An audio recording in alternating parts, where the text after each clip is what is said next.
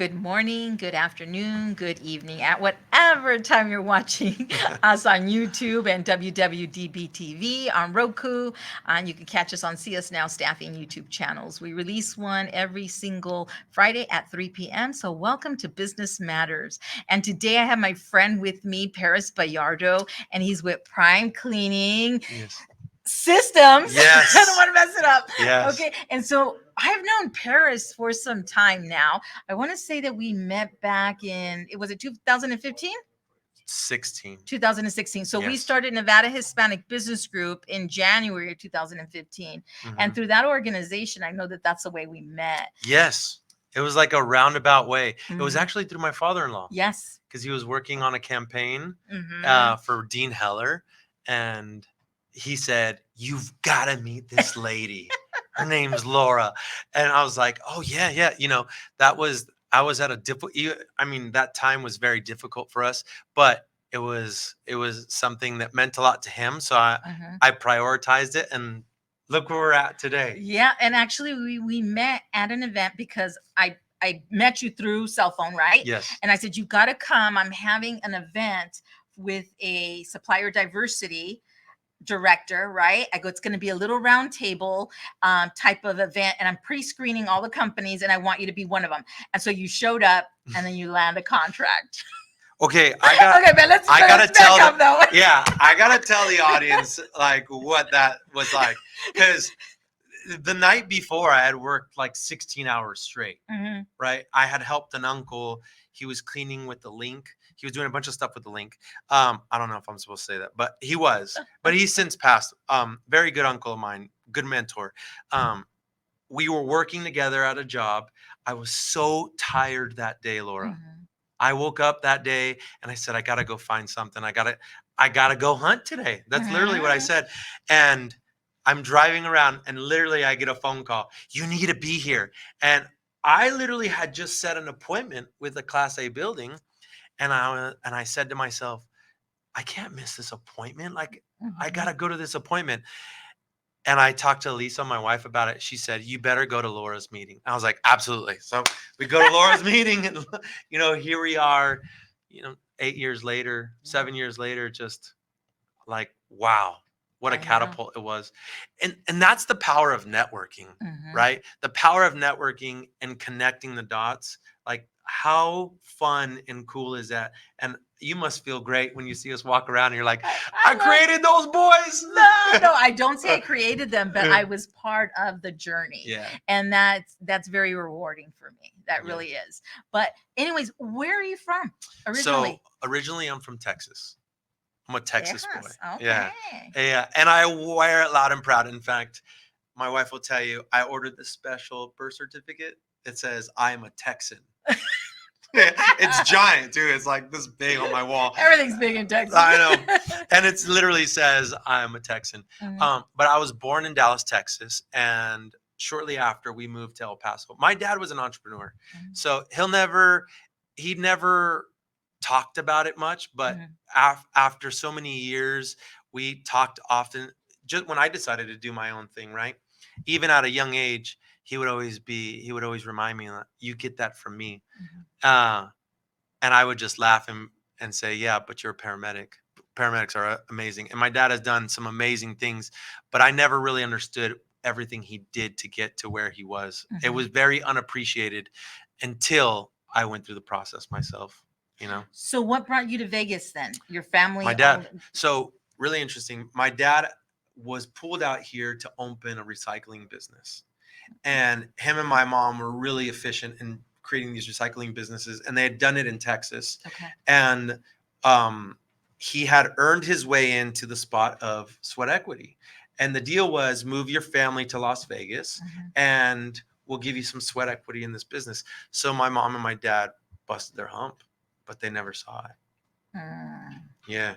And you know what? The sad part is, I think a lot of Hispanics go through that, where they're promised something, and in the end they're kind of taken advantage of. And it rubbed my dad so raw that he said, "You know what? I'm just going to go back to school."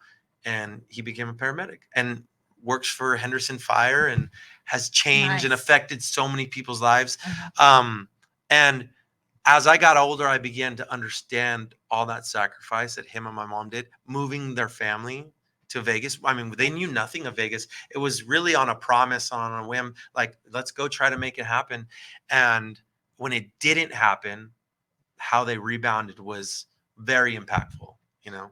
Yeah, and so then you went to school here then in Vegas Yep. because you were here very young then. Yeah. So I attended, I can't even remember exactly, but I do remember I went to Bendorf. I went to Bendorf for a little bit, and then my parents got a divorce when I started 6th grade at Kenny Gwynn, Mhm. and I moved back to Texas. And then I was in Texas for a while, and then we moved back. I moved back to Vegas. So my parents split up. I moved back to Vegas in 2000 and started high school at Palo Verde. But well, I should say I went to Clifford J. Lawrence my 8th grade year. Mhm. So I was a little bit through my 8th grade year in Texas, moved out here because of, I mean, Texas is a different animal. It really was. It And is. where we lived and where we grew up wasn't the best. And my dad just wanted something better for us. Mhm. And so we came out here, you And so know. when did you meet your beautiful wife? She'll tell you she's met me like several times, but when I wanted her attention and when she would give me the attention, I was 18. Yeah. You were very young then. Did Yeah. you guys meet in high school Yes, we met in high school. And I remember I had just joined the Church of Jesus Christ of Latter-day Saints, then? Mhm. and we were playing this game, and we were all at the church off of Charles or Alta and Town Center. And we were playing this game, and she was, they had this thing called Young Women's, and Mhm. she was at Young Women's, and she was like coming outside with her younger siblings. And I was on the skateboard skating around her, and I was like, "Hey, Lisa, how are you?" And she was just like, "Ugh, don't talk to me." and after that, I was like, no, I wanted her attention, and she didn't give it Mhm. to me. And so I just started calling her and pestering her, and she finally gave me the time of day. She finally gave in. And then I left. Where Yeah, to? I went to Paraguay on my mission. So I left for 2 years. And one of the things we did start dating. And one of the things that I didn't want to do, because I was the only member of the at the time of the church, and I wanted to make sure that that what I was going to do was just that, what I said I was going to do, be a missionary and teach Mhm. people about Jesus Christ. And that's what I wanted. I didn't want anything to distract me.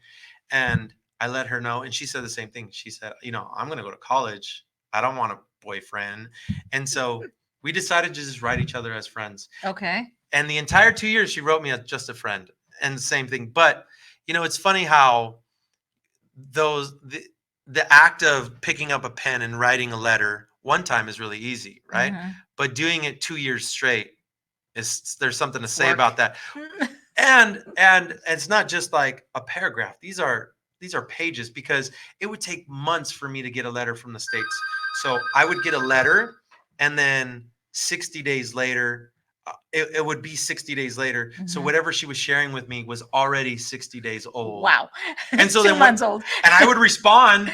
So it was like any advice, and I thought I was giving her advice, but any advice was already Too late. 120 days old by the time that she got it. But no, so we developed a really good a really good friendship, Mhm. and I got to know her really, really well. Mhm. She went through some things that were really difficult in her childhood with her mom, because her mom got sick, and she had to step up, and that for me was super impactful, especially in deciding, that's someone who I want to have my back. Oh You yeah, know, definitely. And then her father was in the military, so then so he was literally they busy. were, yeah. Yeah, It wasn't and like I could call that. it literally, and the last year of her high school, Mhm.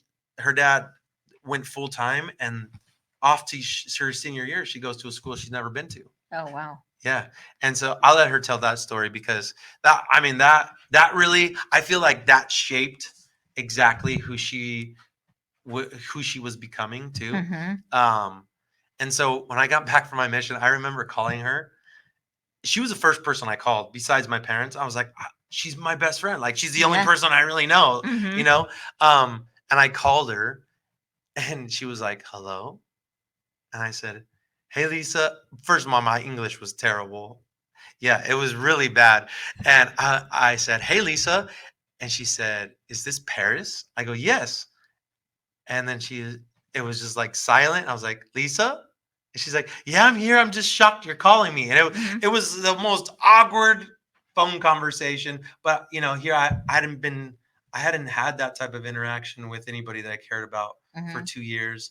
And so, let alone somebody other than my family members, right? So it was a little weird. But she got over it real quick. Wow. So then you guys dated after that? So she was actually at BYU Hawaii.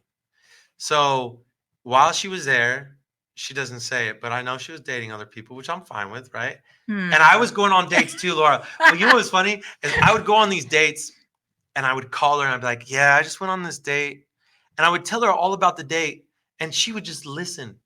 And then I would get off the phone and my mom would be, "Did you just tell her about the date?" I'm like, "Yeah, she's my friend. And my mom was like, "Don't you think she's more than a friend?" And I said, "Listen, she's been in Hawaii. I don't know. Like, this is Mhm. the only person I've talked to in 2 years. You know, I confide in her to say the least." And then she came down to Vegas after school was out, and we avoided each other, to be honest. Mhm. And then finally, I had two friends come into town, and I just got this impression I should call her and invite her out, and I did, and then we were inseparable after that. It was a done deal. Done deal. When did you guys get married? In June of '08. Oh, wait. And you guys have how many kids now? 4. 4. They're Yeah, busy. 7 to 13 years old. Yeah. Yeah, it is Yeah. quite. We just went on this little.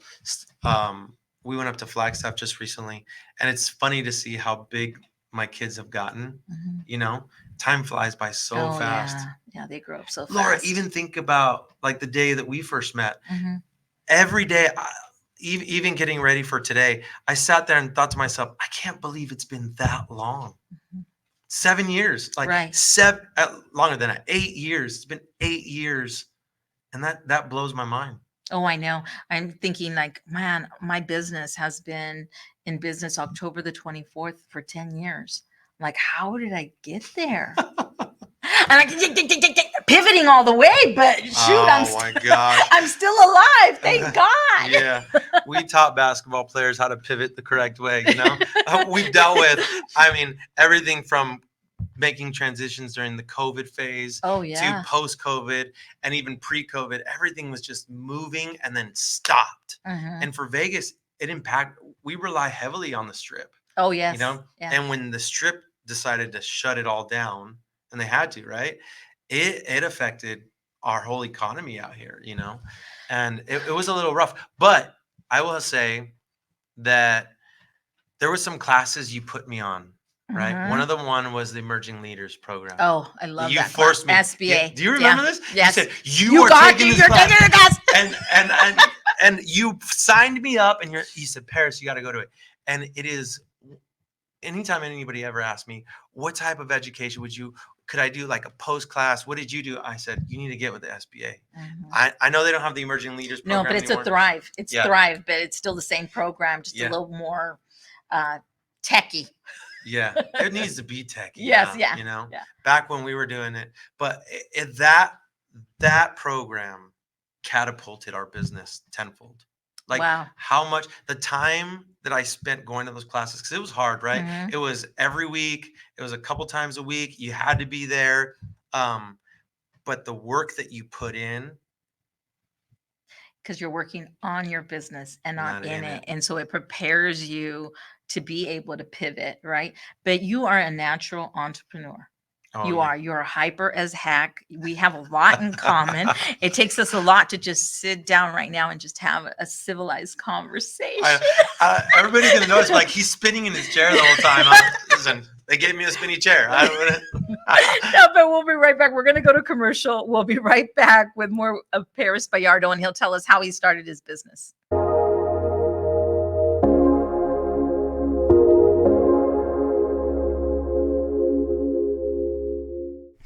Hi, folks. This is Matt Jackson Jr. from Cybersecurity Awareness TV. I want to invite you and your family, your friends, and everyone to join us here on WWDBTV, where we have a plethora of shows and interesting information that you could use today. We'll see you then, folks. Have a good one.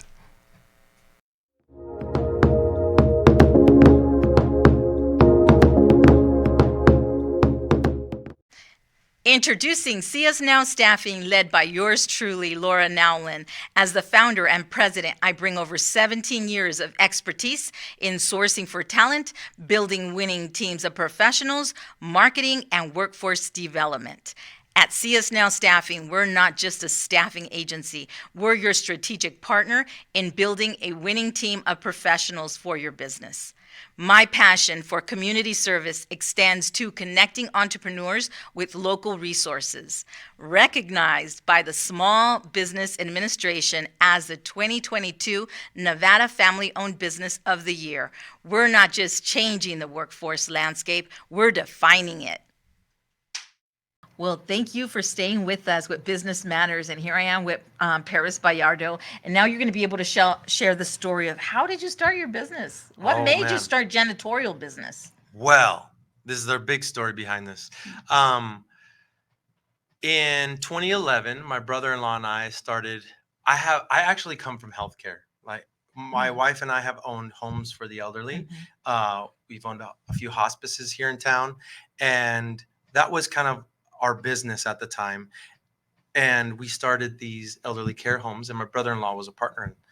And one day he came to me and he said, Paris, we've got to start a carpet cleaning business.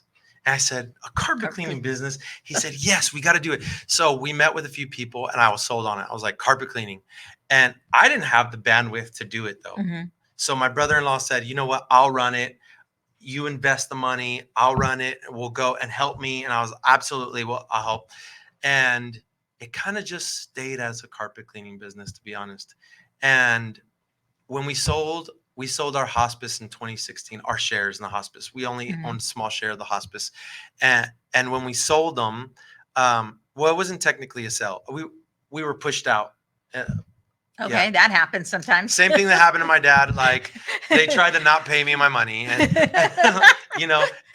but I ended up having to sue them. It was a really lengthy process. Gosh. Yeah, it was terrible.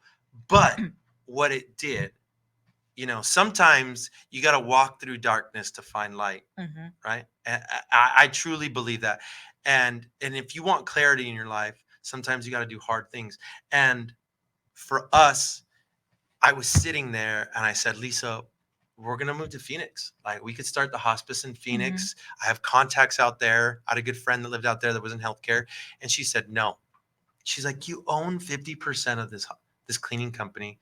Just apply the same thing that you've been doing with hospice to the cleaning company. Right. Because I wanted to keep my end of the bargain. I couldn't compete in healthcare in Vegas for a certain amount of time.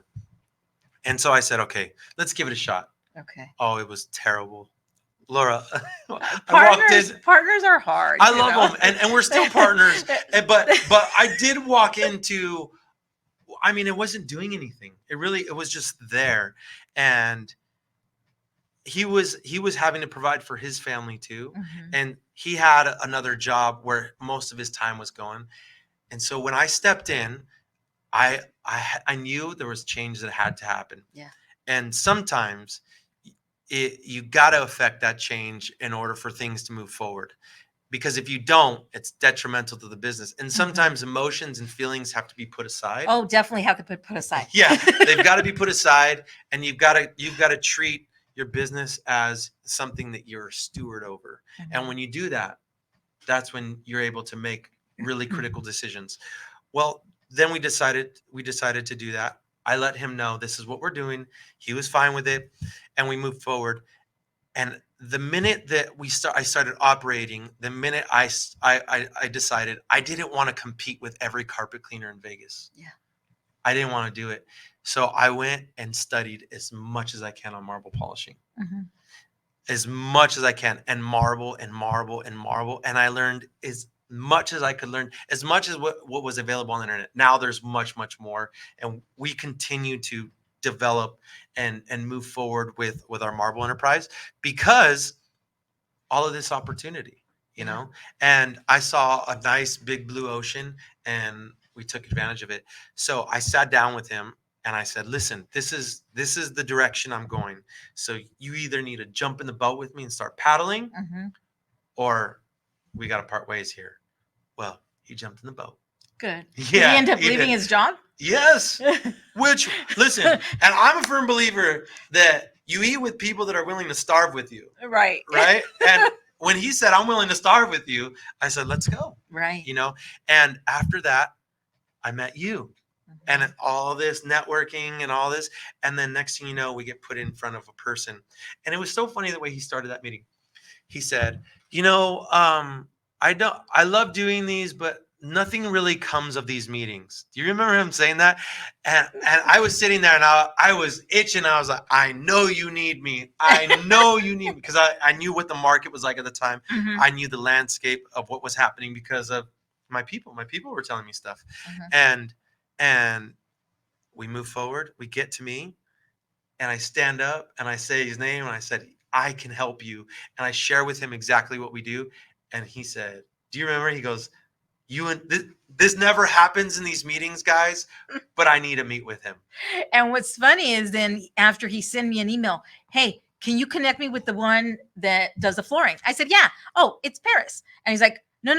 There was somebody on there. I go, look, you need to meet with Paris. It's Paris. And finally, when he figured out, you're right, it is Paris. I go, yeah.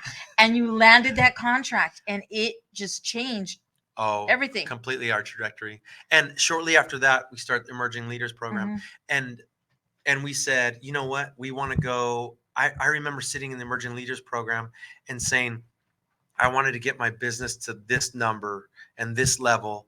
And that program helped me scale everything up into that point. The first thing I had to do was get the people that were capable and able and willing to stand by my side and roll, and that were better than me. And that's what I did. I went and grabbed the sharpest people in my industry, put them in the same room and said, guys, we can either work together or you can compete with me. And in the end, they decided to come on. Now, yours is a family business. Yeah. Right? I can tell you that mine's still a family business, but I bought every single person out. Okay. It gets so difficult to pivot and to move in different directions when you still have partners, whether they're family or not fit family. It's difficult. So how you survived? Yeah. You guys are 50-50 split. Yes. So one can't do anything else without the other. Yeah. I will say this, the amount of trust that's involved, and that is probably the single most important thing, is that he 100% trusts the business in my hands. Good. And he knows that I would never do anything to hurt him and his family. And that if anything, I only want the business to progress. And I know it takes a lot for him to be okay with some of the decisions that I've made, but also I never make any decisions solely out of my decision. I run everything by him. We work on things together. And if he feels passionate about something that he really wants to get behind, I'm never going to put out that flame. I had the opportunity to sit with somebody who shared with me a really cool quote. He said, oftentimes, Paris, we're asked to leave our egos at the door, but you don't want to do that. You want to bring your ego, but you want to know how to control it.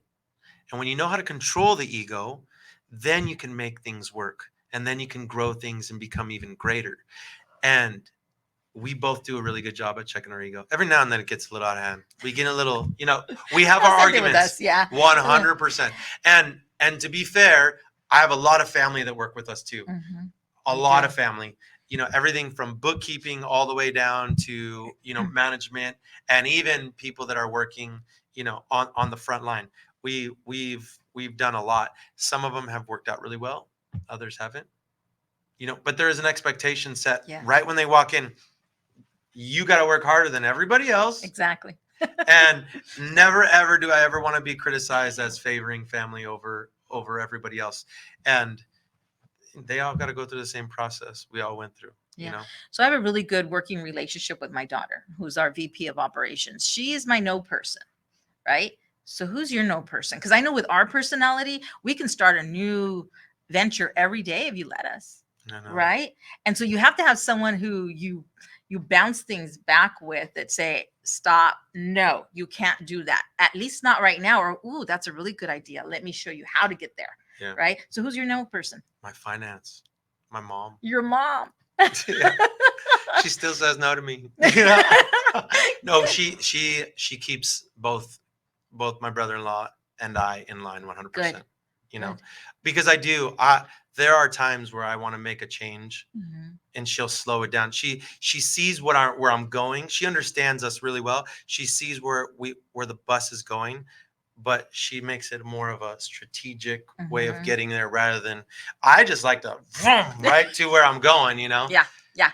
That's, that's why we have a big truck. We just vroom, right. Just go right through it. Yeah. Yes. So we have 5 minutes left. And so our time's going to run out really quick here, Paris, because I know know. it does with conversations with you. What would you like to tell people out there if they're an entrepreneur and they're wanting to start a business, or even if they're trying to maybe even start a family business? Mhm. Share a little bit about your challenges and then also your success stories, and Yeah. any type of advice you can give them. Yeah. Well, I think the ego part is really, really important, right? Mhm. Vision is a big part of it. You got to have vision on where you're going and how you're going to get there. And does that family member fit that mold? At the end of the day, you can't sacrifice. You're still a steward over the business, Mhm. and the business provides for everybody. So I've always kept that first, the business first, and then wherever you fit, you can excel. So vision is a really important part.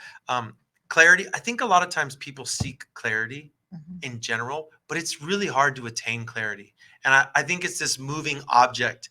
And you got to have people that in your life that you could bounce things off of. Like I have my no person, but I also have people like yourself where I'll call you and I ask you for advice and so and so. And I have these people that I surround myself with Mhm. that I make these phone calls to that will give me the advice.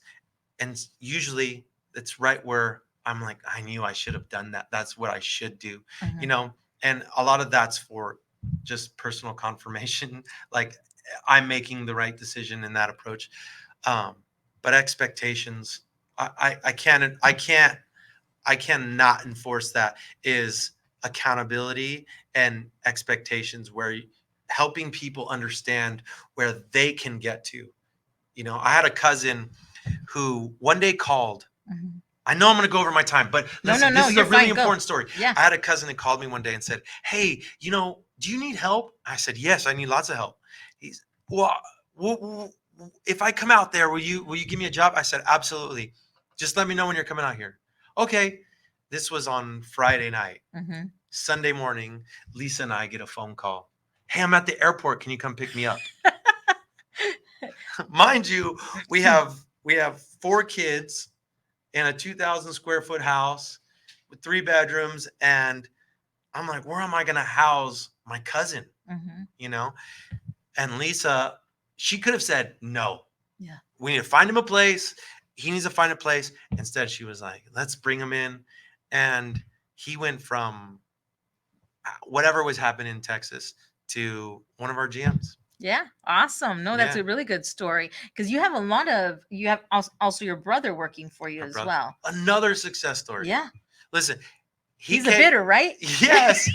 So He's a number you cruncher. you know Square what's funny? footage. If you were to ask him, have you ever argued with your brother Mhm. about the position that you decided to take on? He will say, "No, I never did." But he fought tooth and nail. Mhm. But I saw something in him that he wasn't able to see because he was just blinded by experience Mhm. that he had had up until that point, and he didn't understand all his capabilities just yet. And and he's my brother, so I could really push my brother. And the more I pushed him, one day he woke up, and the happiest day for me was when I cut his bonus check, Mhm. and it was 3 months worth of his salary. Woohoo! And he was just set like, and his eyes, and I said, dude, look, you can do it. Mhm. There's nothing, the only person in front of your success is yourself. You just do the right thing, be transparent, and everything else will fall into place. And for me, mine was when I was able to give a check to each of my kids and say, "You're completely bought out." No, but it Yeah. was like, now you can do whatever you want with your money. This still is part of your company, right? I'm not saying you're completely out of the company. I'm just saying now you have the money that you invested, you have that plus some. go do what you want to do. Start your own journey now, right? And the one that stayed with me was Stephanie. Oh, I would have called that from a second. Yeah, our personalities are very similar, but also opposites at times. Because she's my no and I'm the yes. I know I'm in trouble when Stephanie calls. When I see Stephanie's phone number come up, I'm like, dang it, what did I do? She's in Reno right now in Yeah. military calling. But anyways, what is the best way to get a hold of you, Paris? And then what type of companies are you wanting to reach out to you? Yeah, so we specialize in floor restoration. So anybody that has stone, Mhm. anybody that has slate, even carpet, we do carpet still. Though you're our perfect client. We are very fair, we're very transparent. Mhm. We don't add money here or add money there. Everything is right what it says it is on the paper. Best way to get a hold of us is through our main line. If you want to get a hold of me personally, it's a different number, Mhm. and I'll share that with you. Could put it on you could share it with your guests. I love to help as much as I can. So if anybody's seeking advice on how to start their business, or maybe they have issues they need to resolve, I'm more than happy to help with that too. Are you guys hiring right now or We doing are. any type of internships where you'll show, youngins that, 18, 19-year-old that like, what do I want to do in my life? Well, maybe I want to go into the floor restoration business. Yep. So you do that. We do that. We do Okay. a lot of that. Most of our process is through you though. Mhm. We have found we have found power partners. CS Now Staffing has been a Oh, power thank partner. you. I appreciate that. And Thank you. Laura deals mostly with Letty, and Letty can be difficult at times because she's the money cruncher, She's not difficult. I actually adore her. I Yeah. really do. I adore She your whole shoots family, straight. do. And I adore everyone Yeah. from your family. So no, you're good. You're good. But now you're looking for more larger companies, casino industry out there. I mean, when I saw your work at one of the casinos, you literally can see your reflection on the floors. Yeah. This is different. You're really good. He's really good at what he does. I don't know if it's the product, It's the science. the way you're doing it, but you're really good at that. So if you have a large company, a lot of flooring, Paris is your man. Really, they are. They're really good at what they do. So you definitely want to call him. And the best number to call him, if I give this number, Yep. okay, it's 702-706-5522. So make sure that you call Paris, and then you're able to get a quote on that flooring that you have that maybe looks really dull and tacky, but I can tell you, you'll be able to see your reflection on it if you could give Paris a call. Yeah. Okay. We'll make it look pretty again. Yeah. Well, thank you once again for being Thank on you, our Laura. show. It's really nice. But hey, this is the way we can get together, right? Just invite you to this show. But thank you for coming. See Us Now Staffing. Thank you for sponsoring this show. And we'll see you at the next one with Business Matters.